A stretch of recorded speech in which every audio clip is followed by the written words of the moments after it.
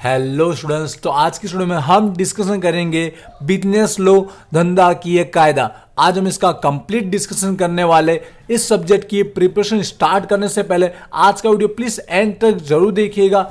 आज हम सबसे पहले जो इसका पेपर पैटर्न रहने वाला है 2 ओवर के टाइमिंग के साथ और 50 मार्क का, उसको लेकर हम बात करेंगे। उसके बाद लास्ट टाइम के अंदर किस तरह की स्ट्रेटेजी के थ्रू हम कम टाइम के अंदर भी पूरा पेपर हम अटेम्प्ट कर पाए अच्छे से, उसको लेकर मैं बात करने वाला हूं। और एंड में इस साल की एग्जाम के लिए बिजनेस लॉ के अंदर कौन से आईएमपी क्वेश्चन निकल के आते हैं वो भी आज की इस वीडियो में मैं आपके साथ शेयर करने वाला हूं। तो प्लीज इस वीडियो को एंड तक देखिएगा।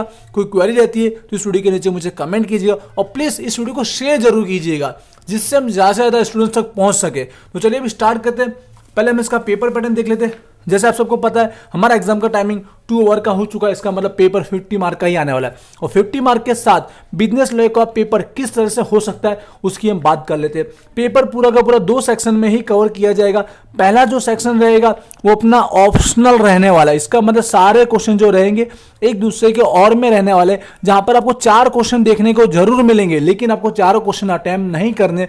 ओनली 4 में से कोई भी 2 क्वेश्चन आपको क्या करना है, अटेम्प्ट करना है। और 2 क्वेश्चन जैसे आप अटेम्प्ट करोगे आपके 40 मार्क क्या हो जाएंगे, कवर हो जाएंगे। और बाद में जो बच्चे 10 क्वेश्चन होंगे, 10 मार्क जो होंगे वो सेक्शन नंबर 2 में आने वाला है। वो क्वेश्चन नंबर 5 के थ्रू पूछा जाएगा और 10 मार्क जब आप कवर करोगे तो आपके टोटल पेपर के 50 मार्क क्या हो जाएंगे, पूरे हो जाएंगे। इस तरह का पेपर पैटर्न रहेगा। अब हर एक क्वेश्चन में क्या हो सकता है इस सब्जेक्ट में, उसको लेकर हम बात कर लेते हैं। देखिए हर एक जो क्वेश्चन है वो एक एक यूनिट में से आने वाला है। पहले यूनिट में से पहला क्वेश्चन आएगा तो दूसरे में से दूसरा, तीसरे में से तीसरा। ये यूनिट की बात करो, चैप्टर की बात नहीं करो, पूरे यूनिट में से बात करो। अब एक एक यूनिट में 1 से लेकर 3-3, 4-4 चैप्टर होते हैं। उन चारों 4 चैप्टर को मिलाकर क्वेश्चन नंबर 1 बनने वाला है। अब कौन सा क्वेश्चन कौन से चैप्टर में से हो सकता है वो फिक्स हम नहीं कह सकते। आईएमपी कौन सा क्वेश्चन है वो मैं आपको लास्ट में शेयर करने वाला हूं। देखिए अब क्या हो सकता है, पहले जो पेपर हुआ करता था 3 ओवर का टाइमिंग या 2.5 ओवर का टाइमिंग के साथ हुआ करता था, तब जो हुआ करता था 14 मार्क का जो रहता था एक क्वेश्चन, उसके ऑप्शन में 7 मार्क के 2 हुआ करते थे। जब 2.5 ओवर का टाइमिंग हुआ करता था, जब 3 ओवर का टाइमिंग हुआ करता था 6 मार्क, 4 मार्क और 4 मार्क ऐसे पूछे जाते थे और लास्ट में एमसीक्यू आता था। लेकिन अब जब 50 मार्क का हो चुका है तो आपको डायरेक्ट एक जो रहेगा क्वेश्चन पूरा का पूरा वो 20 मार्क में कर लिया गया। पूरा एक क्वेश्चन का वेटेज है वो 20 मार्क में कर दिया गया है। बट अब यहां पे 20 मार्क का डायरेक्ट एक थियरी पूछना मुश्किल है।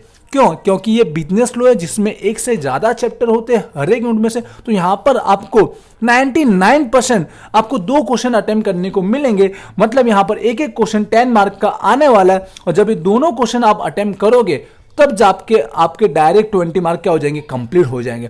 मतलब यहां पर आपको याद रखना है हर एक क्वेश्चन के अंदर 2 क्वेश्चन 100% देखने को मिलेंगे जिसके थ्रू आप 20 मार्क कवर कर पाएंगे। जिसमें से आपको पता रखना है कि चारों क्वेश्चन आपको अटेम्प्ट नहीं करना, कोई भी 2 करना है और सबसे पहले वही 2 कीजिएगा जो आपको आते हैं, क्योंकि एग्जामिनर रोज जो रहेगा वो स्टार्टिंग के 2 क्वेश्चन ही चेक करेगा, उसके अकॉर्डिंग ही मार्क देगा। अगर आपको पहला पूरा आता तो पहले वो अटेम्प्ट कीजिए, थर्ड आता तो फिर वो थर्ड अटेम्प्ट कीजिए। कोई भी याद रखिए, नंबर का कोई इंपॉर्टेंट नहीं, पर याद रखिएगा अगर आपने क्वेश्चन 1 अटेम्प्ट किया तो उसका ए और बी दोनों करना है। इसका ए और इसका बी नहीं चलेगा, वरना ये 2 ही क्वेश्चन वो चेक करेगा, उसके अकॉर्डिंग आपको मार्क दे देगा। दोनों क्वेश्चन आपको अच्छे से आते हो वही 2 क्वेश्चन आपको सिलेक्ट करने हैं। तो ये रहने वाला है पेपर पैटर्न। ऊपर के चारों क्वेश्चन में से 10 मार्क के 2 क्वेश्चन देखने को मिलेंगे हर एक क्वेश्चन में से और एक यूनिट में से एक क्वेश्चन बनने वाला। आई होप आपको क्लियर हुआ होगा। क्वेरी है तो कमेंट जरूर कीजिएगा। अब बात करें तो क्वेश्चन 5 में क्या हो सकता है। देखिए पहले जो हुआ करता था क्वेश्चन 5 में, वहां पे 2.5 ओवर का टाइमिंग और 3 ओवर के टाइमिंग के साथ वहां पे 1 मार्क के जो है 1 लाइनर क्वेश्चन पूछे जाते। बट जब यहां पर जो पेपर पैटर्न के अंदर एमसीक्यू वाइज कहा गया है यूनिवर्सिटी की ओर से जनरल पेपर पैटर्न के अकॉर्डिंग, तो यहां पर आपको क्या देखने को मिल सकता है इस सब्जेक्ट के अंदर, या तो आपको मोस्ट ऑफ जो चांसेस है वो ट्रू एंड फॉल्स, खरा या खोटा की तरफ पूछा जाएगा। आप प्रीवियस 2 ईयर के पेपर जरूर चेक कीजिएगा, या बाय चांस उसको एमसीक्यू वाइज पूछा जा सकता है। अब इसकी प्रिपरेशन के लिए आपको याद रखना है क्या करना रहेगा, बुक के अंदर ही आपको याद रखना, आपको सब्जेक्ट के अंदर ही हर एक चैप्टर के एंड में आपको ऐसे एमसीक्यू वाइज दिया गया, खाली जगह पूरो, फिल द ब्लैंक। तो यही आपको एमसीक्यू की तरह रेडी करना है, बट इसी में से वो जहां तक ये ट्रू एंड फॉल्स, खरा और खोटा तरह पूछ लिया जाता है, तो ये आपको रेडी कंपलसरी करना ही पड़ेगा क्वेश्चन नंबर 5 के लिए, इसके अलावा कोई और चारा नहीं है। ठीक है, तो ये हर एक चैप्टर में से रेडी कीजिएगा, जिससे आपको कोई ना कोई तो यहाँ पर आपको आंसर मिल जाएंगे। अब यहाँ पर जो 10 मार्क है वो कैसे होते हैं वो समझा देता हूँ आपको। कम से कम आई थिंक 5 एमसीक्यू अटेम्प्ट करने रहेंगे, हर एक एमसीक्यू के 2 मार्क होने वाले, और जैसे आपके 10 मार्क क्या हो जाएंगे, कंप्लीट होंगे। बट आपको यहाँ पे 5 एमसीक्यू से ज्यादा दिए गए होंगे, मतलब 10 एमसीक्यू के अराउंड दिए गए होंगे, और एक एमसीक्यू 2 मार्क की होने की वजह से पहले आपको 5 एमसीक्यू वही अटेम्प्ट करने जो आपको आते। याद रखिएगा, पहले वही लिखिएगा 5 जो आपको आते, नंबर का कोई मतलब नहीं है। ठीक है, आगे पीछे होगा चलेगा, स्टार्टिंग में 5 चेक किए जाएंगे और उसी के बेस पर आपको मार्क मिलेंगे, ये बात ध्यान रखिए।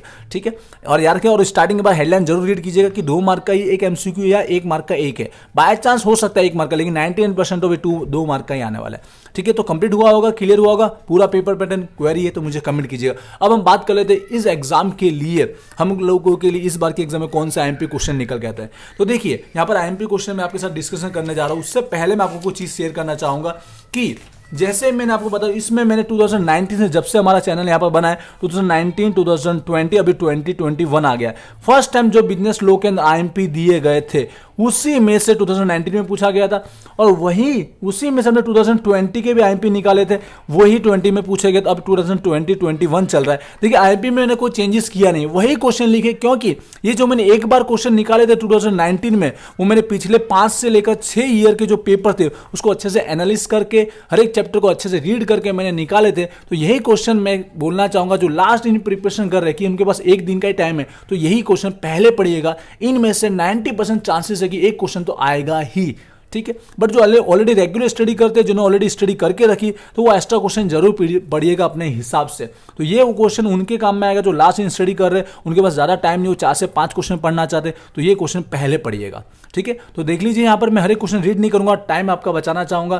तो आप देख लीजिए, यूनिट नंबर 1 में से मैंने 5 क्वेश्चन यहाँ पर टिक किए हुए, 5 क्वेश्चन आप एक बार स्क्रीनशॉट ले लीजिए या अपने पास बुक रखिएगा, जिसके थ्रू आप उस पर टिक कर लेंगे। इंग्लिश गुजराती दोनों में लिखा हुआ है। आई होप आपने 5 क्वेश्चन दे दिए, लिख लिए होंगे या टिक कर लिए होंगे।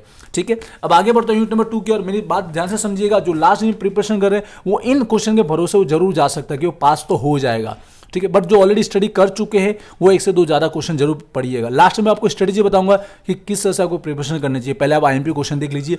यूनिट नंबर 2 के अंदर यहां पर भी मैंने 6 क्वेश्चन निकाले हुए। देखिए, फर्स्ट टाइम के अंदर मैंने 5 ही क्वेश्चन निकाले थे, इस बार यहाँ 6 लिखे गए, क्योंकि हर ईयर जो हो ऑलरेडी पूछे हुए क्वेश्चन दोबारा पूछने के चांसेस कम हो जाते हैं, इसलिए थोड़ा एक्स्ट्रा क्वेश्चन लिखे हुए, 1 क्वेश्चन ही एक्स्ट्रा लिखा हुआ। आप 6 के 6 क्वेश्चन एक बार टिक कर लीजिए यूनिट नंबर 2 में से।